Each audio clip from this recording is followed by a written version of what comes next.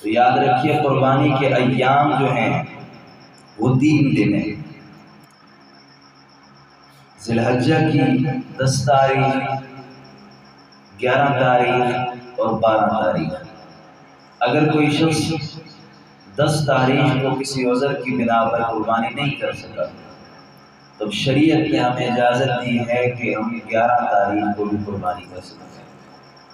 اگر 11 تاریخ کو بھی کوئی ایسا عذر پیش آیا کہ جس کی بدولت ہم قربانی نہیں کر سکے تو شریعت نے ہمیں 12 تاریخ تک کا وقت دیا ہے۔ یاد رکھیے یہ وقت 10 تاریخ کو صبح شروع ہوتا ہے عید کی نماز کے بعد، اور 12 تاریخ کی نماز مغرب یعنی سورج غروب ہونے سے پہلے اگر کوئی قربانی کرنا چاہے تو قربانی کر سکتا ہے۔ لیکن فرق ہے اس میں کہ اگر کوئی شخص شہر میں ہے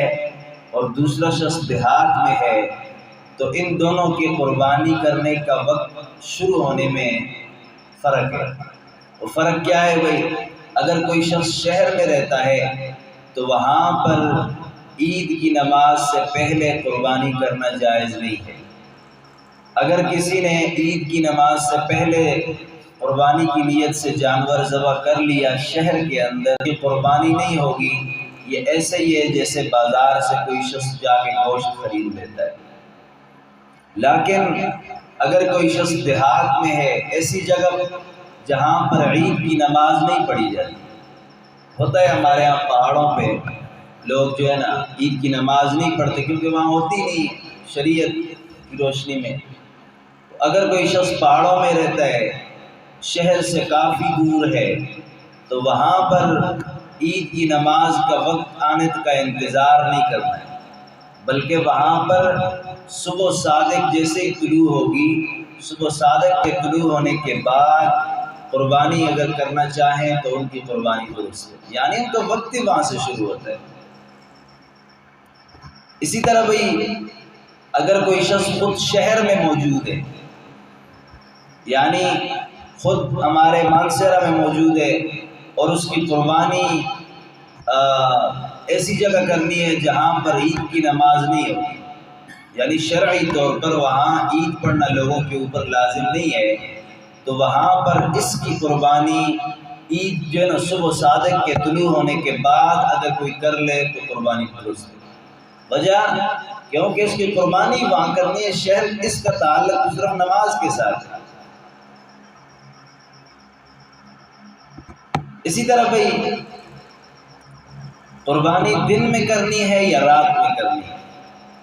تو اس کے بارے میں فقہا فرماتے ہیں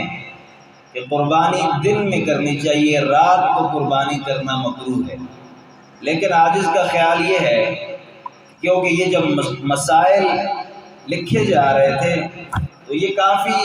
زمانہ پہلے کی بات ہے، اس وقت کیونکہ دراصل رات کو فقہا نے منع اس لیے فرمایا ہے کیونکہ رات اندھیرے سے ڈوبی ہوئی ہوتی ہے، ہو سکتا ہے اندھیرے کی وجہ سے کوئی رنگ کٹنا باقی ہو جائے، یعنی جانور حرام ہو جائے، بعد میں پتہ چلے جب جانور کا سانس نکل جائے، تو کیونکہ اس دور میں یہ انتظام نہیں تھا۔ آج کل تو بھئی رات دن تو دن ہے ہی لیکن رات بھی دن بنا ہوا ہے، لائٹ کا اتنا بہترین انتظام ہے کہ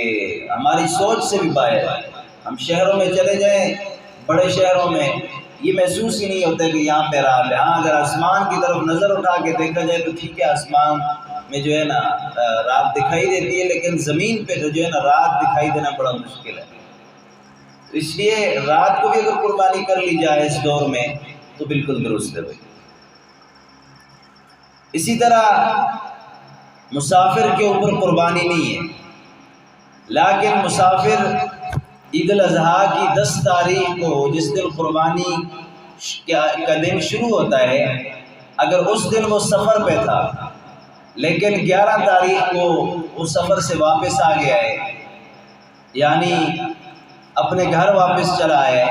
اگر وہ صاحب نصاب ہے تو اس شخص کے اوپر قربانی کرنا لازم ہے۔ لیکن اگر گھر واپس نہیں آئے بلکہ وہ یہاں سے کراچی گیا تھا، لاہور گیا تھا، ملتان گیا تھا، لیکن وہاں جا کر اس نے اقامت کی نیت کر لی،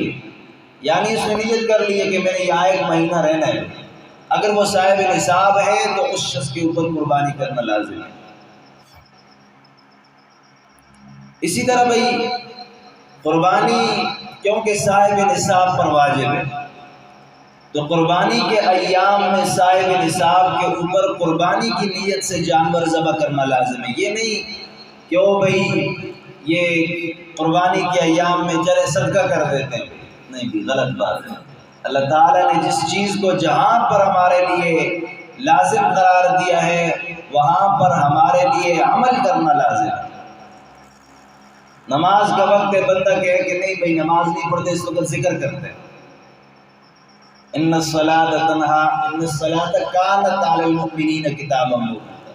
اللہ تعالیٰ نے نماز کے لیے ایک وقت مقرر فرمایا ہمارے لیے، تو ہمارے لیے اس وقت میں نماز کو پڑھنا ہی لازم ہے، اس کے علاوہ آپ کوئی دوسرا کام نہیں کر سکتے، بھلے وہ نیکی کا کام ہے۔ تو اس لیے قربانی کے ایام میں صاحب نصاب کے اوپر قربانی کرنا ہی لازم ہے، اگر قربانی نہیں کرے گا تو یہ شخص گناہ گار ہوگا۔ اگر کوئی شخص قربانی کے ایام میں قربانی نہیں کر سکا، حالانکہ یہ شخص صاحب نصاب تھا، کسی عذر کی بنا پر ہو جاتا ہے، کسی گھر میں فوتگی ہو جاتی ہے، اچانک قربانی کا جانور تیار کھڑا تھا یا قربانی کرنے کی نیت تھی لیکن گھر میں جو ہے نا ماتم ہو گیا ہے، اب کیا کرے بھائی یہ لوگ؟ اگر بھائی 3 دن کے اندر ان کو مہلت ملتی ہے تو ٹھیک ہے، لیکن اگر عذر شرعی کی بنا پر اگر ان کو مہلت نہیں مل رہی تو بھائی قربانی کی مالیت کے جو ہے نا برابر، یعنی جتنے کا جانور ہے قربانی کا اتنی مقدار صدقہ کرنا ان کے اوپر لازم ہے، اور ساتھ میں توبہ استغفار بھی کرنی چاہیے۔ حالانکہ فوتگی 1 دن ہوئی تھی، 3 دن فوتگی نہیں ہوئی، کیونکہ شریعت کا حکم ہے بھائی۔ اسی طرح بھائی قربانی کا جانور خود ذبح کرنا چاہیے یا کسی اور سے ذبح کروانا چاہیے؟ بھائی بہتر یہ ہے، مستحب یہ ہے، اور زیادہ ثواب اس میں ہے کہ جو شخص قربانی کرنا چاہتا ہے، جس شخص کے اوپر قربانی کرنا لازم ہے، تو چاہیے یہ ہے کہ وہ شخص اپنے ہاتھوں سے قربانی کرے۔ اللہ کے نبی صلی اللہ علیہ وسلم نے جب آخری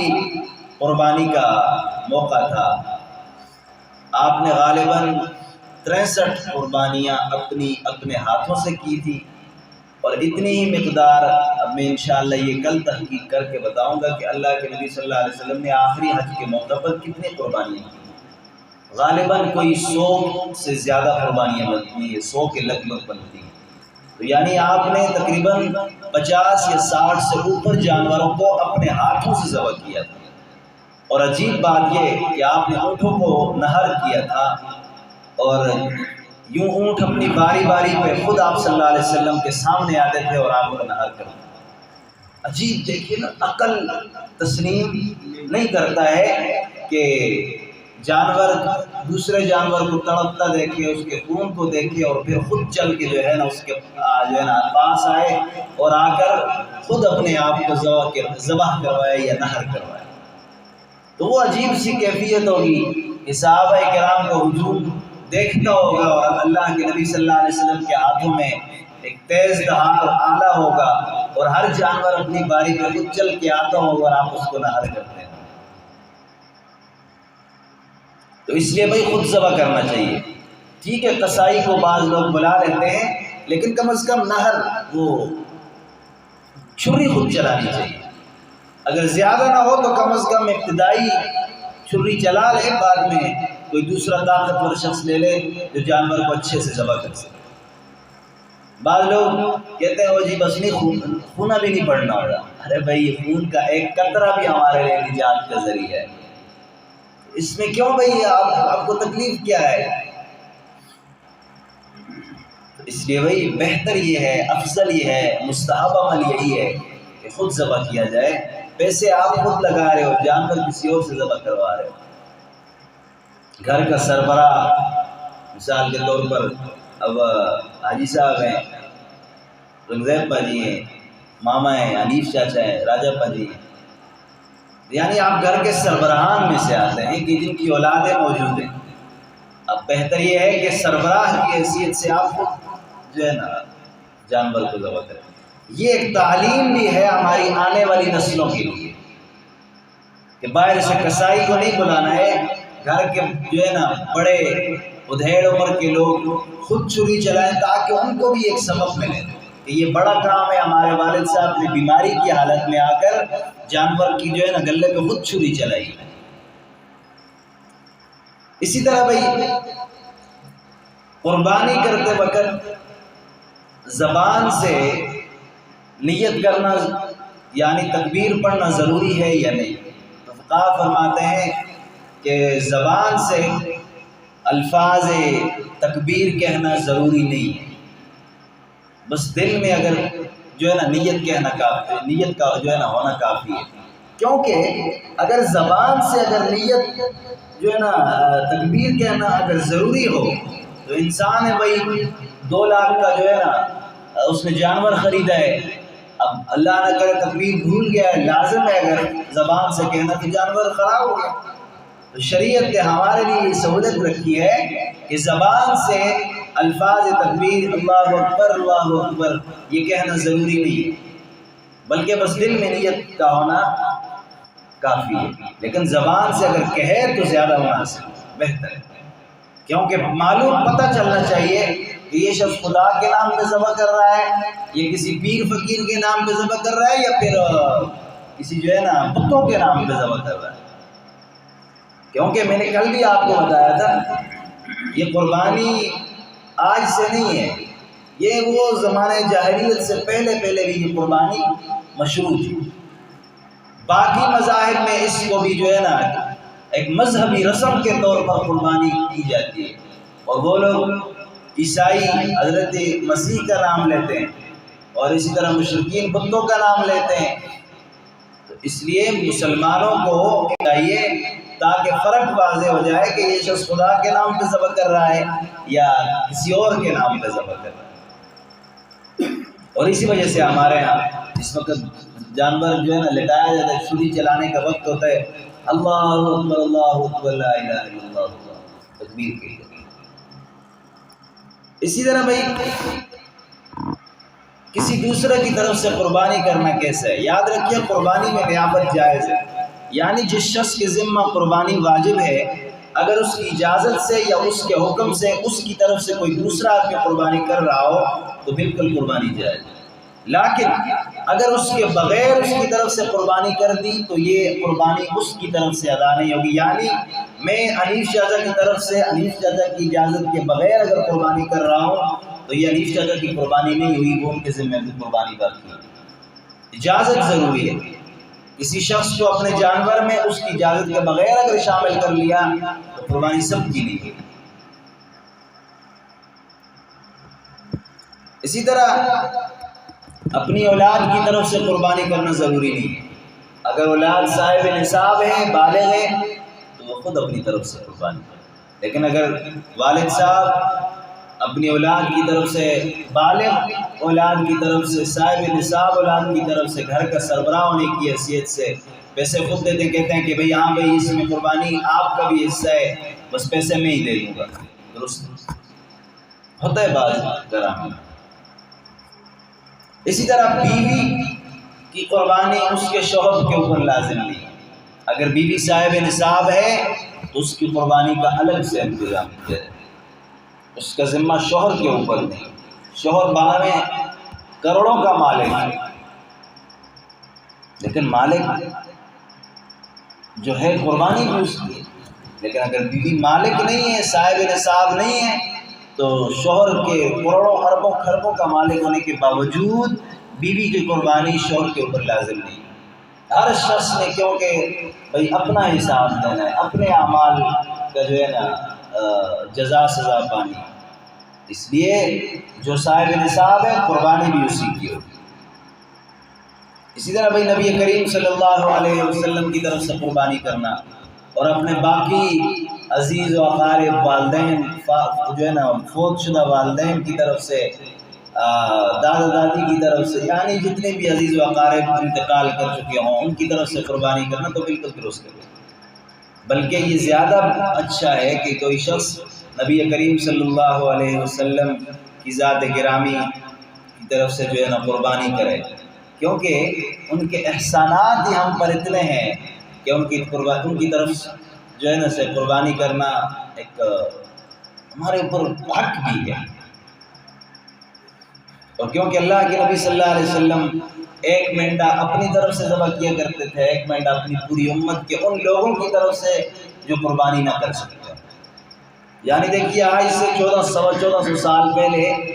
میں اپنا کہتا ہوں کہ میری طرف سے قربانی اللہ کے نبی صلی اللہ علیہ وسلم نے کی ہوئی، کیونکہ میں صاحب نصاب نہیں ہوں، میرے اوپر قربانی نہیں ہے، میں قربانی نہیں کر سکتا، تو امت کے ان لوگوں کی طرف سے وہ قربانی پہلے کی جاتی ہے، تو بالکل کرنی چاہیے بھائی۔ والدین کی طرف سے قربانی اگر وہ انتقال کر چکے ہوں ان کے احسان و ثواب کے لیے بھی قربانی کرنی چاہیے۔ اگر والدین کی طرف سے قربانی کے گوشت کا مسئلہ ہوئی، بعض لوگ اپنی والدین کی طرف سے قربانی کرتے ہیں تو اس گوشت کا کیا ہوگا؟ اگر والدین نے وصیت کی ہو کہ میرے مرنے کے بعد میری طرف سے قربانی کرنا ہے، اتنے سال تک کرنا ہے، فلاں کرنا ہے، مستقل کرنی ہے، تو اگر ان کے چھوڑے ہوئے مال کے تہائی حصے میں اگر پیسہ بچ رہا ہے تو اولاد کے اوپر قربانی کرنا لازم ہے۔ اگر وصیت نہیں کی،